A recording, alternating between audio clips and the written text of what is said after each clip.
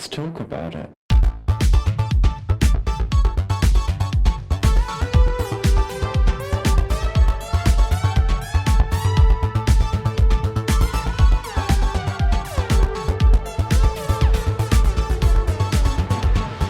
Hello and welcome to Thicc Radio, the podcast where we talk about gaining and everything in its orbit.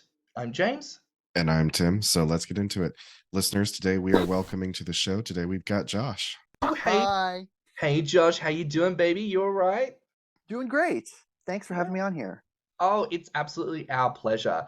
You know, you and I have obviously been talking for a little bit, and I think we just have some great conversations. So I think there was always a sort of desire to be like, no, we need to get Josh on the podcast, having conversations, talking about gaining, because we need the good people to give us the good juice. What's the corn meme? Is it the good juice?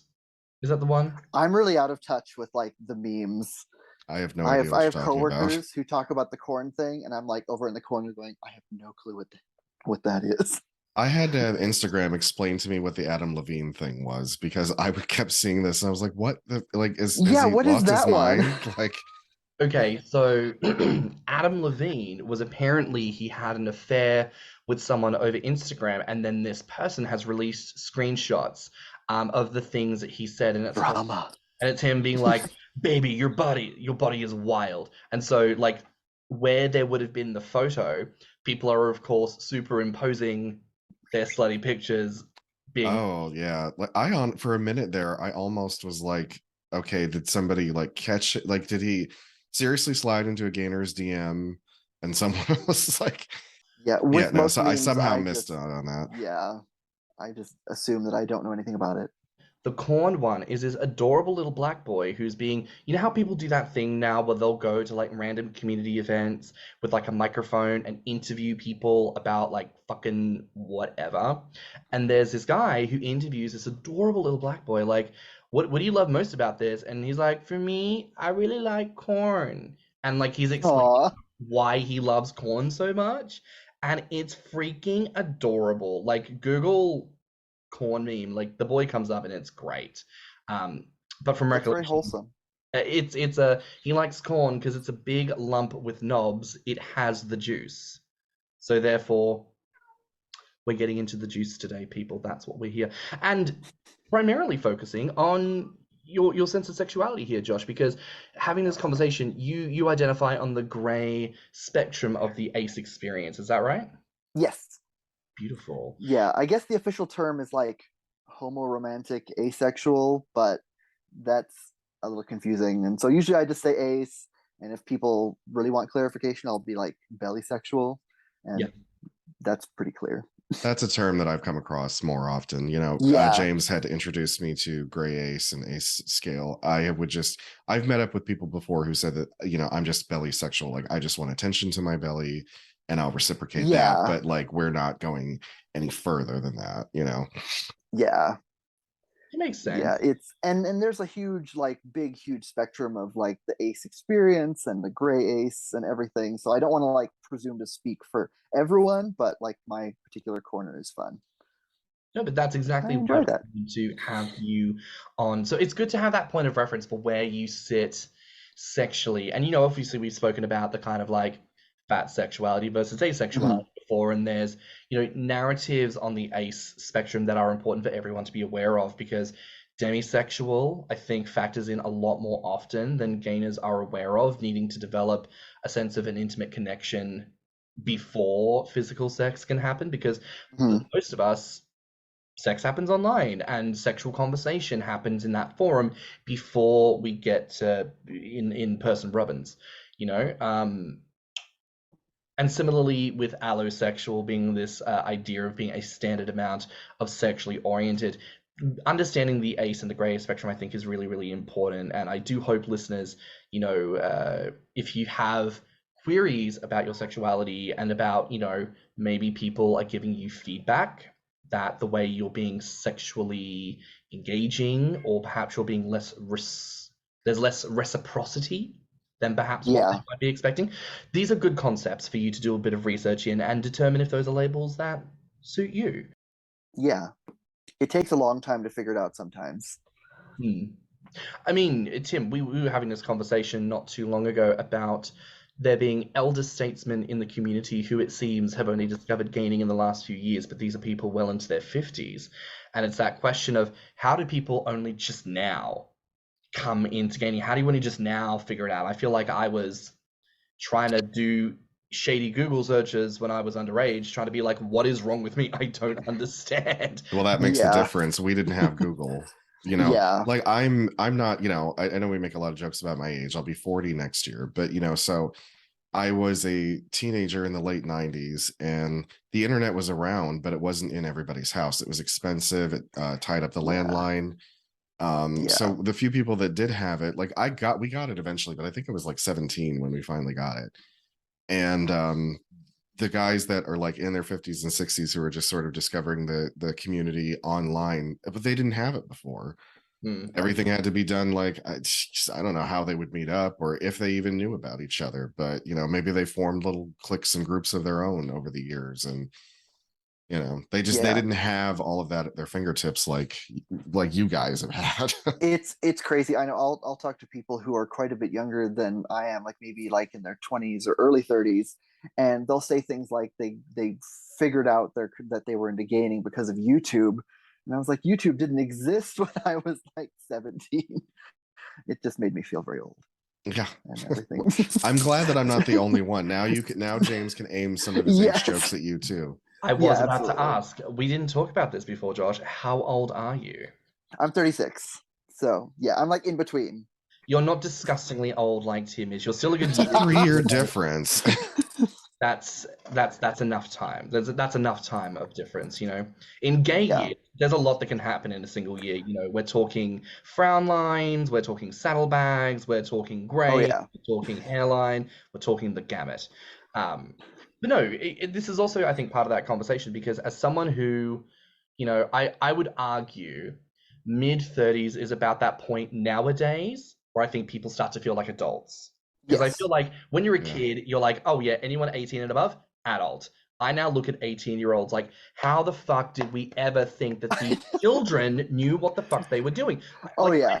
I'm turning 30 in a couple of months, and I'm like, I'm still a baby. I still don't know what I'm on about. You're teeny tiny, yes. I know. I'm an infant. I'm so young and gorgeous and young and youthful. I know. Okay, calm down, Mary. Anyways. It's hard being me is the point I'm trying to get at. But no, it's true. It's I'm curious to kind of probe a little bit about like your age in that sense of like exposure and time in the community. Do you feel like having a little bit of time behind you gives you credence to your perspective? Do you feel that it gives you a stronger sense of how you identify and a little bit more of that narrative of maybe the journey on how you came to yourself of understanding as you are now? Yeah, I could see that because I know when you're growing up, you have a lot of preconceptions about things. And so you sort of have this idea, well, this is how things are supposed to be. And so, when I figured out that I was gay, I was like, oh, okay, well, that's weird, but all right. So now I know how things are supposed to be. But then you get all these preconceptions from like, classmates in school and media and stuff of like, this is what being gay is. Porn. And and that, yes. And then you have to like kind of pull yourself out of the expectations and be like, what do I actually like what do I resonate with? And sometimes it can be really confusing when everyone's like, oh, well, if you're into this, you should be into this. And I was like, but I don't like skinny, muscular guys. And obviously there's something wrong with me. And then it took me a number of years before I was like, oh, okay, so that's also acceptable. You can like big guys, great. And then you kind of go from there. So you're always evolving. Can I just remark on what a food desert it was back then online, late 90s, early 2000s to find fat porn? They're like, you want to talk about scarce? It was, I think there was like 2 websites that I stumbled onto accidentally. One of them was, and I can't even remember. It was like Ball Belly Bear or Belly Bear org. Org, there we go, .org. That was a good one. And then the other one was like the original Belly Builders, where it was like the dark blue background with the yellow text, and that was kind of it. And even just finding those was a revelation. I was like, oh, okay, so there's other people who think like I do. That's great. Same experience when I stumbled onto Belly Builders the first time, Yeah. and I think I found it through a web ring. Yeah, it was really bizarre. Like I think the Yahoo search that I did was something like, it was like shirtless guys. It was something really stupid. I was like 15. It was dumb, but yeah, it's good times. Memories of like the Yahoo search groups and discovering. So we talked about this on forums episodes. You know, it's like Oh, signing up yes. for like 2,000 different groups and then not learning how to unsubscribe from emails, and so you just get spammed with Yes. hundreds, if not thousands, of these groups, and you're like, "What the fuck am I doing with my life? This all seems I like." had to abandon a couple of emails Yeah. addresses because of that. Oh Yeah, my I think I gosh. was subscribed in the Yahoo groups. I think I was subscribed to every single one of like the College Guts Yahoo Those kept going and groups. going and going There and was going. I like think they were up to like 22 or 20 25 by the time they something. stopped. It was nuts. It was nuts, and my email was just like exploding. Oh my goodness. I mean, It's listen, bad. everyone, if you want to go to the Internet Archives and just have a bit of a Google search, you know, these things, they could still be tracked down if you want to dip into the vintage life of people trying to look at fact content throughout the ages. And to touch on, you know, our episode curation versus collaboration, you know, we kind of discussed how part of the reason why we do what we do with hoarding content is because back in the day there was no content. We No. just took any picture we could fucking find because that was the scope of what you had access to, period.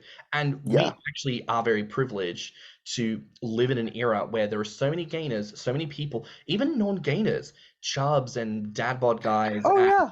everyone who's like wanting to promote themselves now, who are like willing to put content of themselves out there. We are like spoiled for Oh choice, yeah, right? Absolutely. the dad bod movement was probably one of the best things that happened. Agreed. Yes. God bless the dad bod. But I do want to circle back, you know, to this sort of this sexual narrative for yourself. How do you feel like understanding and owning your sense of sexuality has impacted on your gaining journey? See, that's been really interesting because so okay, so for me, I feel like my belly is like my primary erogenous zone. It's kind of where all my focus is. And so gaining for me was more about getting like a prominent belly. And so I wasn't ever focused on necessarily like size for size sake. Like I wasn't ever interested in getting a mobile, or like the fixation on like extremes or anything like that. It was always I just wanted like a prominent pot belly that was kind of difficult to hide so I could like show it off. And so that was kind of my gaining journey. Wasn't about like constant perpetual growth forever. It was more about, you know, I want to get this particular look, and then I'm kind of there now. So I'm like, I'm pretty happy with where I'm at now. And I talk to other people online who are like, yeah, you need to keep going. And I'm like, well, but I'm kind of happy where I am at right now. It's fine. It's okay. Maintaining is valid. Yeah. I am curious, you know, because we talked about this, I think, a little bit on this previous episode, fat sexuality versus asexuality, about how members of the community kind of treat it. I'm curious to know, what has your experience been like in terms of owning that sense of sexuality and how people in the community have either engaged with it in a positive way or maybe not so positive way? Well, for the most part, I think people have been pretty good with it. I know on like Grommr, Instagram, um, you see a lot of people who have like belly sexual on their profiles. Like it's not a weird, uncommon thing. Um, and so, like for my approach to gaining, there's there's a bunch of guys who are into sort of fantasy scenarios where it's like, you know, perpetual excessive growth, or like extreme inflation or anything. But you know, I haven't really had any like negative experiences. Really, I there's been a few places where, um, you know, someone's maybe expecting things to go further, and then when I kind of drop the, you know, the ace bomb, um, you know, they're polite about it, but then kind of you can tell like their interest kind of fizzles out, and they're always like, oh well, this is all it's going, well that's fine. But like that's, I mean, that's expected everywhere. Managing expectations and everything, but for the most part, I think people are pretty okay with it. As you say, there are those instances where people have this expectation Mm-hmm. for a role play chat or for an opportunity to move forward in a direction you don't necessarily feel comfortable with. Do you feel like people in the community, as a sort of general statement, are good at respecting those boundaries, or do you feel like maybe there's some improvement that can be made there? That's a really good question. I mean, there's always going to be like the crazy guys who just want like like a role play chat, or they just want pictures or whatever. But I feel like that's sort of universal to sort of the online experience. There's always going to be guys who are going to be annoying and like demanding just content from you kind of thing, or they just want to get off and move on kind of thing.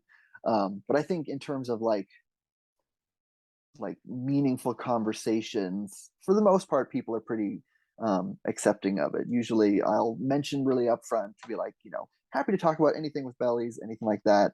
But that's kind of, that's kind of what I'm comfortable, with. And usually people are okay with that for the most part. But I mean, there's always going to be the weirdos who are like, send me pictures. Do you have more pictures?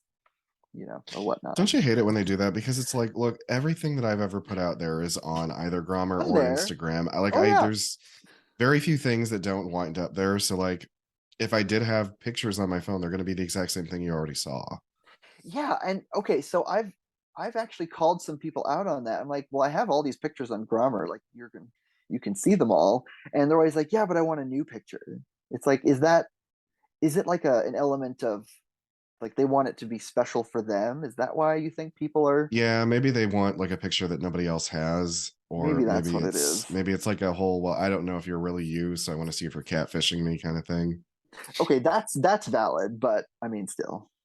Like, I mean, I feel like so there's also ways of prompting for a face photo.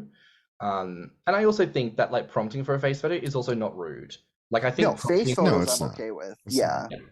I don't think it's wrong to want to see the face of the person you're speaking to, because plenty of instances in the community of minors trying to fish for content, yes, or people who are catfishing, as we experience literally all the time. Yeah. I was just saying, like, for me, it's weird because when they want to see more, it's like, okay, if you go to my Grommr page, my face, my belly, my chest, my ass, my cock, everything is on there. And it's like, what more? Like, literally every part of my body's on there. So what more do you need? My feet is about the only thing that don't wind up in pictures. Exactly. Yeah, I'm always fine if someone's like, oh, hey, can I see, a face picture, like a current face picture? That's totally fine, because you want to protect yourself. You want to make sure that everyone you're talking to is appropriate ages, and that is fine. But it's when like they're like, can I have another belly picture? And you're like, there's like 50 of them on Grommr. Like, here's a link, you can look at them all. And we all know that you can snatch those photos right off of there. There's nothing to stop you from taking the photos off Grommr. No safety, awful. No protection, no nothing, girl. I'm curious to sort of probe in the sense of maybe relationships. Do you feel that the identity that you align yourself with on the spectrum of ACE, do you feel like that affects relationships either within gaining and potentially dating other gainers, or outside of the community and partnering with civilians? I think so. Like, I'm pretty open with it, and so I don't really mind if anyone is like, well, that's not really my thing. I'm like, that's okay. Everyone has their own expectations. But I think it has kind of led to like not misunderstandings, but certain things where like a good relationship could go somewhere, but it maybe doesn't, because the other person maybe has more expectations, which I understand. But I know there was like one time I shot my shot with a coworker.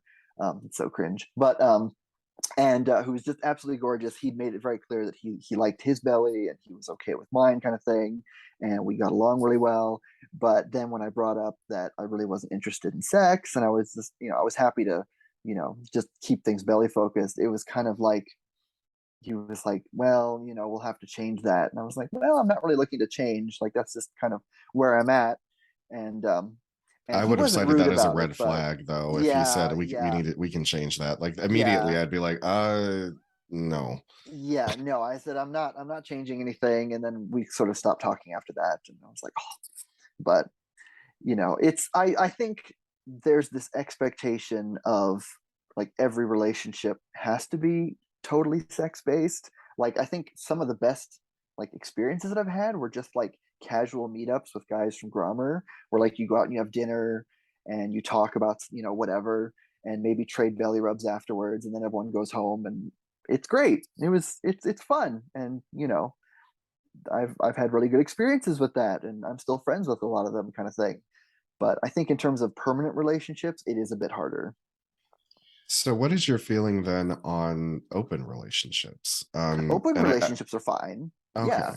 Because I do know a few people that are in a situation where one partner is more sexual than the other one, and the door is open for the partner that's more sexual to go out and get whatever relief they might need, you know, for their jollies. Oh yeah, for sure.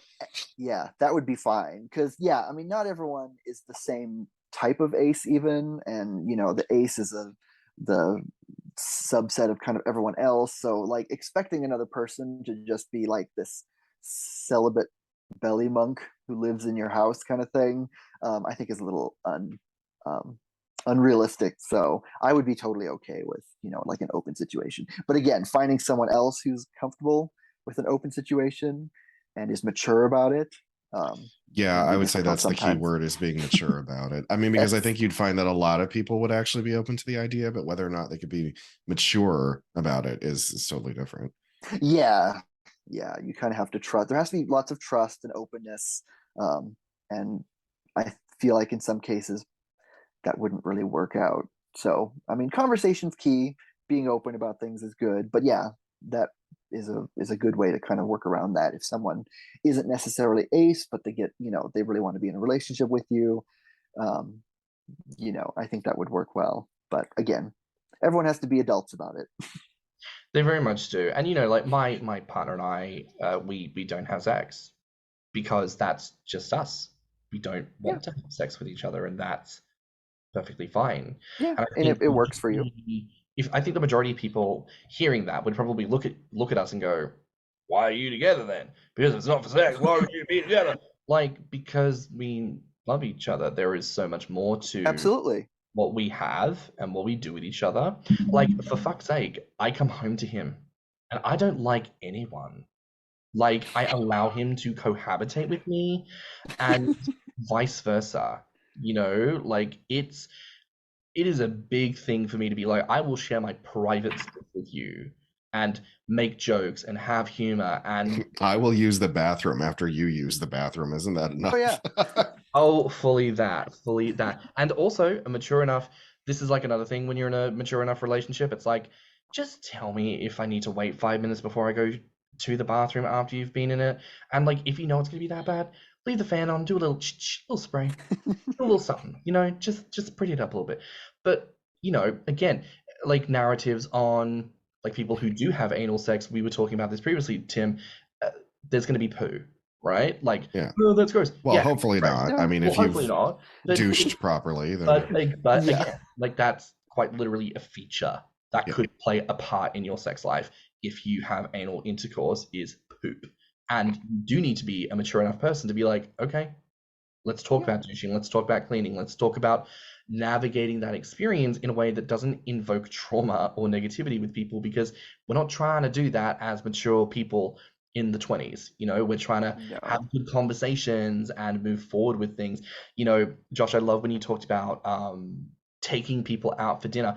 I do that constantly, like especially recently. There's this spat of people coming into London. If I meet up with them, I will take them out to a place for like an amuse-bouche style, like platter eating for dinner. And it's always like the goal, fill up the table with as many places as possible. And that's when you take your little photo because everyone can see you being good piggies. But then you eat everything and then you walk away from the experience. And like, that wasn't a sexual feeding session, but that was a social feeding session. And like, we need to have more narratives around that. Fulfilling your gainer desires in ways that don't have to involve or end in sex. I wanted to address something that you said, James, about how like, well, people would ask you, well, why would you guys be together if you don't have sex? Because heteronormativity has been baked into literally everything that we do. Like, that is just a part of society. It has been programmed in us. All of us homos our age have seen all the Disney movies and all the Saturday morning cartoons and all the fairy tales where the, you know, heteronormativity is implied. Oh, well, do they get married? Well, that's implied, you know, and then like 3 movies later, they got kids and all this shit. Like, that like as gay men, we carry that around inside us still, where we think that if there's not some level of like, why would two people to be together if they're not going to have sex? You know, like, God forbid that there's anything else in the relationship than just sex. Oh yeah. And as someone who built a relationship based around sex, it doesn't work out. No, because people are multifaceted creatures, and if you reduce everything to just one thing, that's really boring. And that's why kind of the early Disney princess stories, they're fun, but they're really shallow sometimes. Like there's no real relationships there. It's just, oh look, I'm a girl and you're a guy, and I met you we're once. the We same talked age. for about 2 minutes. We're close to the Yeah. same age. Now we're in love. We're the So now breeding we can get pair. Like we married. gotta get the kids in for for the next 2 or 3 movies. You know what? Yeah. It's funny. I mentioned this on one of the previous episodes. I have a friend who has a gay Disney podcast called Your Bare Necessities, which is fabulous. You'll tune in. Gio, if you're listening, I love you and I miss you. And one of their recent episodes, they talk about Aladdin, the movie, and how Jasmine is actually the first princess with a real sense of agency. Yeah. Because she's actually she's actually saying to her dad, "No, I don't want to have to get married in order to be sultan." Okay, the men are called sultans, the women are called sultanas, which is, like, I know it's the fruit, but like in order for her to be sultana, like she doesn't want to have to get married, right? And like even her engagement with Aladdin, like jumping off of buildings, going on adventures, trusting him, and like everything that happens in the narrative of the film, she is one of the most adventurous princesses, and certainly the most adventurous one up until that point. And seeing as how they don't even get married until the 3rd movie, and there was a TV show in between Return of Jafar and 2 King and of 3, Thieves, yep. Like, and I think there were like 2 seasons worth of a show. Their engagement went on like 6 years or something. Like they really took their time to figure each other out. It's great. You see them learning about each other and like talking, and it's very human, and I really appreciated that. Insert conversation about how the first brown princess was totally over-sexualized and like, doing stuff with Jafar and like being, the whole thing about like falling in love and inferences about sex and stuff. But, again, listen to Your Bare Necessities for that one. I do want to ask, what do you feel in your experience is missing from the conversation on your experience, like as a person on the ace spectrum, as someone who gains, as someone who does what you do? What is missing from the conversation that we're all missing out on? Ooh, that's a good question. I feel like a big thing is it's not like a monolith. And I think, and this isn't just even for ace folks, this is kind of for everyone, because I feel like everybody is to some extent on that kind of spectrum. Like there's probably like allosexual folks who are totally fine with sex, but who are, they're not maybe completely fixated on it. Like maybe they like more like emotional connections or something. So I feel like just having conversations and kind of laying everyone's cards on the table early on is a good thing, because there's ace folks who are like completely sex repulsed, who are just completely uncomfortable like even discussing it, which is fine. And then there's other folks who are actually, they really like sex a lot, but only with like certain people who they are very comfortable with. So it's just assuming that the person you're talking to isn't going to see things exactly the way you do, and just kind of having conversations about like, where are you on this spectrum of things, and what are you comfortable with and whatnot. And I think having that early on leads to a lot more kind of meaningful conversations later. I know we mentioned this again, fat sexuality versus asexuality episode, but the genderbread person is a really great tool to help yourself kind of plot where you feel you identify in terms of not just your sexuality, but also your sense of romanticism, your biological sex, your projected gender, and also your style of presentation. And then as we talk about, I think a lot, and you kind of talked about this a bit, there's different forms of attraction as well. We're looking at things like romantic, aesthetic, sensual, platonic, emotional, intellectual. These are all forms of attraction that we each individually have as their own paradigms at different levels. And sometimes those levels go up and down depending on oh, hey, kitty. Yeah, she's in the background. Sorry. No, don't be sorry. What's her name? Cersei. Yes. Oh, Cersei. Oh, that's cute. We'll make sure to put her in the show notes. Just In the show notes. Okay. well, we want our cat listeners to make sure that her meowing in the conversation is heard and understood and respected. Yes, absolutely. Cats No, can I be love gainers that. too, especially after they get desexed. Cats totally turn into gainers. Yes. Yeah, My cat did. yeah. My Oh my mum's god, my cat cat did. is huge. My cat is so fucking fat. Oh, That's kind of cute though. they're just Like kind of, I know. he's the Yeah. real gainer in the house. He's the son of a bitch learned how to scam me and my boyfriend. Like, so if I got up first, I would feed the cat because he wouldn't shut up. But then if I would go downstairs and the cat figured out that when Matt would then get out of bed, he could start crying like he hadn't been fed yet, and then Matt would feed him. So the little son of a bitch just figured out scam double they're portions. sneaky. They're sneaky. I gotta respect the game though. Like that's excellent work. Well done, buddy. Well done.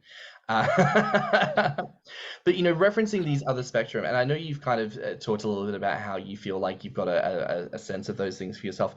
Do you feel like, as an ace person, you are inclined to be more in tune with those sides of your psyche, or is that maybe just a presumption we have about people who are ace? Well, I don't know. I think everyone's in different places in their own journeys. Because there's some folks that I've talked to who are like they're comfortable, saying that they're ace, but like you can tell that they're still sort of trying to figure it out. Because I mean, it took me a long time. Like I think I was like 32 before I was finally like, oh, okay, this is kind of where I'm at.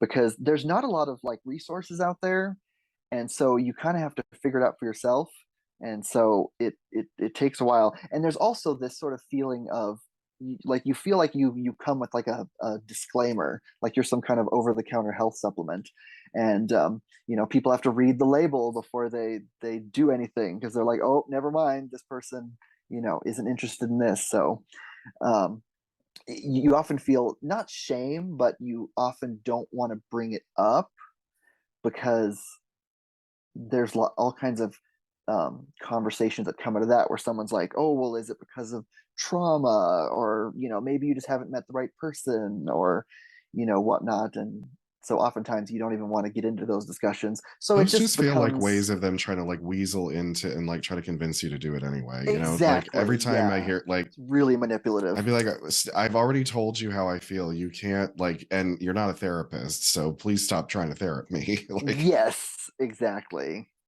So yeah, no, but I mean, I think you're more aware of being respectful of not like going past other people's boundaries because you know how you feel when someone is kind of pushy. I know I don't really see a lot on Grommr, but like the brief period that I was on Grinder, I would get that a lot. It would be always like, it's like, I've never heard of that before. This is weird. You have to explain I mean, it in to fairness, me. it is a sex Yeah, app. that's true. Yes, that's why I'm not on Grinder anymore. Yeah. I mean, I feel like this is just a really important conversation because, I know that I exist on the grey A spectrum myself. I mean, as I admitted before, both my partner and I are because we don't like to have sex. But, I know for me, and I think I talked about this a lot during the Ace fat sexual episode. I feel like I had to spend a number of years being coerced into sex because Yes. I was convinced that I had to. Because you Yes. also get people who clearly are shit at sex, and you confide in them. You're like, "Is this meant to hurt? Is this meant to be good?" And they're like, "Yeah, it hurts like the first dozen times you do it, but like it gets easier." And it's like, it Why do hurts. I feel like that was a dig at me? No, it's not a dig at you, I know. unless you did this. You did this. You lurking- did the smoking cigarette thing, and like take on the kind of tone that I take on when I'm trying to tell you something. No, I think if you went to the Perth gay scene, I think you just blend in because a lot of them Probably. a lot of them are very probably. much like that. But it's like, oh, I have to have sex a dozen times at least, and it's gonna hurt. And it's not that it gets good, but it gets easy. Like that doesn't feel like how people talk that sex should be. That doesn't sound like it's pleasurable at all. And it really took me a long time. And gaining was almost the perfect excuse because now that I was finally not Twinkie, nobody wanted to fuck me anyways. And while that was obviously something to deal with, I was like, oh, well, I don't have people fucking crying out to sit on my dick or to plow my hole or to do unspeakable things to me. I can just be left alone in this melange of apparently I'm now unattractive to everyone and just do what I want to do for me. And I think this is also a way that we need to realize that gaming is still very political. Yes. Because it is a freedom from those body expectations. Like, it has been very healing for me, especially with perceptions I had about myself as slender. Like, it's a whole thing, you know? No, it is a whole thing. Yeah, I used to be super skinny and I hated it. I just did not feel comfortable in my own skin. And so I mean, one of my things is I love like showing off my belly in public. Like, whenever there's like the guys jogging down the street kind of thing, I'm always like, the guy with the pot belly who's walking down the street without a shirt, just because I like challenging that sort of expectation of like everyone has to be skinny and attractive in order to kind of show themselves off. And I'm like, no, I like how I look. It's fine. And I like that kind of, subverting that expectation, which is always fun. It's definitely fun. And there's also something to be said, right? Like, if you are the only plus size person of any designation at a gay social event, all the people who are secretly chubby chasers are looking at you exclusively. Oh, absolutely. Yeah, it's great. So, I'm just saying there can be some real opportunity to be different from the pack that is worth that is worth considering. I haven't experienced that yet because I'm still not fat enough to really be considered chubby yet. Not by I guess by regular standards. By gay standards, yeah, I'm sure they see me as fat, but I'm not quite fat enough to be chased, I don't think. I don't know. You're pretty fantastic. I don't see you as skinny or slim in any way. But I still kind of fall into this ex-jock, like dad bod, but dad bod went too far kind of category. So I'm still inhabiting like a weird in between space in the community. Well, Yeah. we did an episode not too long ago on categories, and I think this is an important thing to bring up because, I mean, Josh, are you familiar with the concept of the categories? Is that like the bear otter? No, those are more like Thing? gay identity labels. Categories would have been in the fat lib space, primarily by women, referring to the sort of spectrum of size that exists within fat space. So you have what is referred to as straight sizes, which typically goes up to, I think it's about a size 12 from memory. And then you've got mid-size, which describes people who are in that in-between state, people who, depending on who's looking, might think of them as fat or thin. And then you have small fat, which this is primarily for women based off dress size. There's a conversion for men, which goes to waist size. I'm a 38, so I'm at the top end of small fat. I'm about to break into mid-fat territory. And then from there, you've got different designations of Lane Bryant fat, super fat, infinifat, death fat, describing people who are incrementally larger. And I think it's really good to have that language because there are people in our community who, much like myself and Tim, we're not the biggest people around. And so therefore we cannot be held up as paragons of, oh, we know exactly what the full extent of the fat experience is, because we could not know that because we are not that size of human. And while we experience a form of discrimination being fat at our current size, like Tim was saying, there is a privilege that comes from being this size of male presenting, because people will look at you and think, oh, he's hench. He's hench. Oh, he's just dirty bulking. He's just going to the gym. He's ex-jock. But he's not too far gone. He'd probably pull it together if he really wants. He probably plays rugby. You play rugby on the weekend, don't you?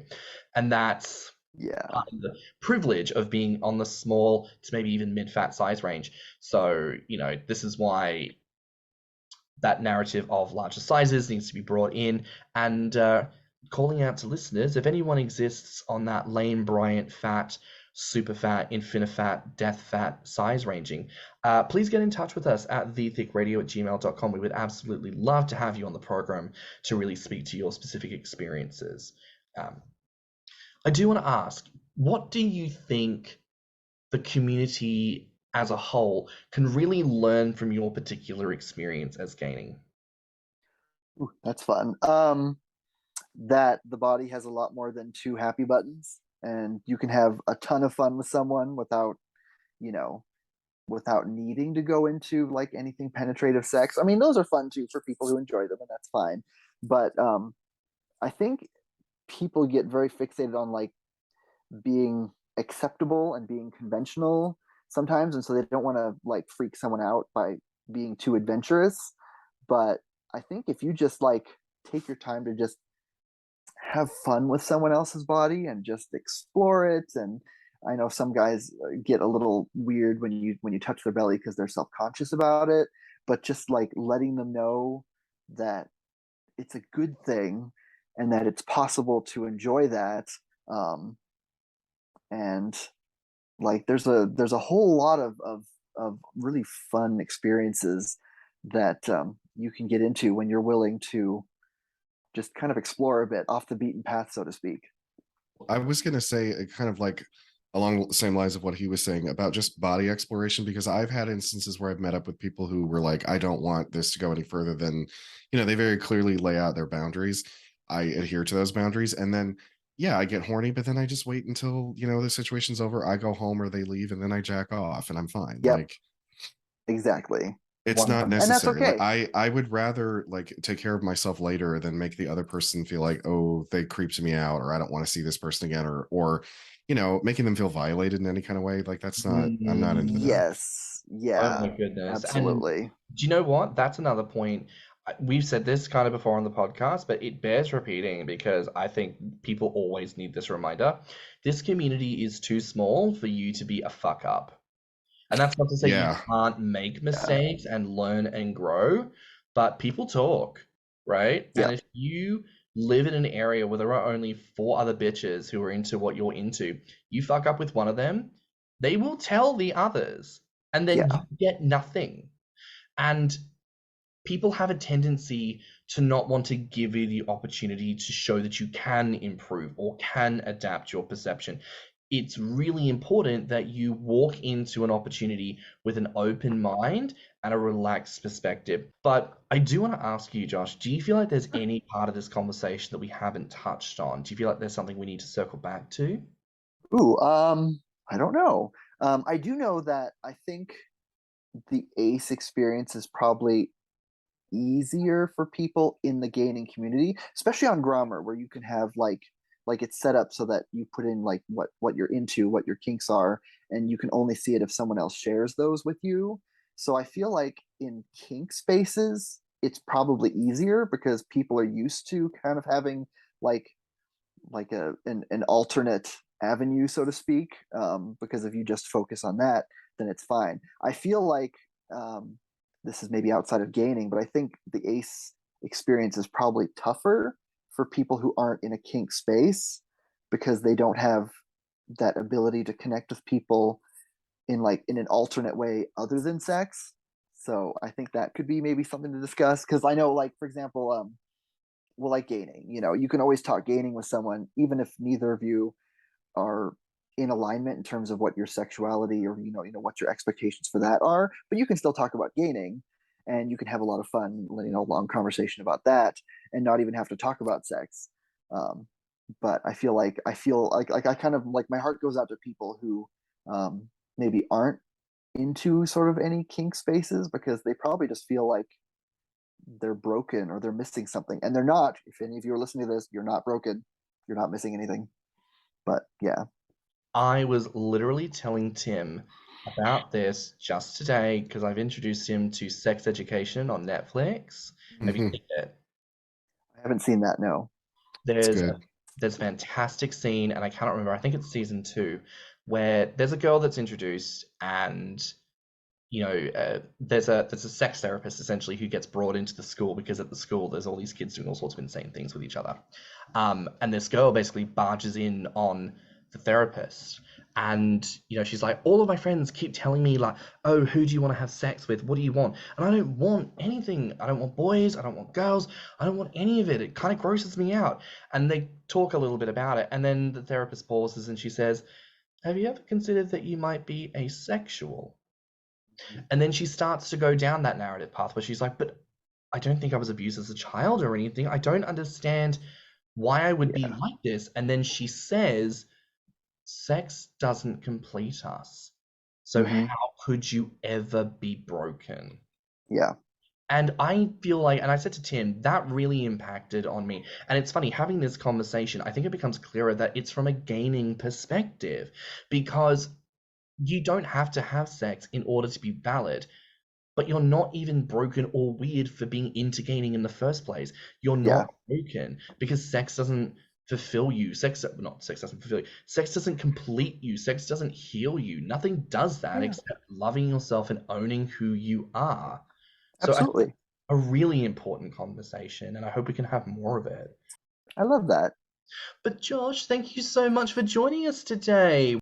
Oh, you're most welcome. Where can listeners find you online? Okay, so I'm on Instagram as comfygut, and Grommr, same username. I'm probably more on Instagram than on Grommr these days, but yeah, hit me up, say hi. I always like making new friends. Oh, love it. Well, that's a wrap for now here on Thicc Radio. Please remember to like and subscribe, rate us 5 stars, and leave a good review. If you liked this episode, the podcast, or just us in general, share it with your friends and encourage them to tune in. You can find me on Instagram and beefyfrat at stannnum. And you can find me on Instagram, Twitter, YouTube, TikTok, and beefyfrat at thiccymouse. You can also look us up on TikTok at Thicc Radio or our website at www.podpage.com/Thicc Radio. And if you want to submit any questions or ideas for episodes, you can reach us at thethiccradio@gmail.com. So until next time, bye, Fats. Bye, Fats. Bye, Fats. Let's talk about it.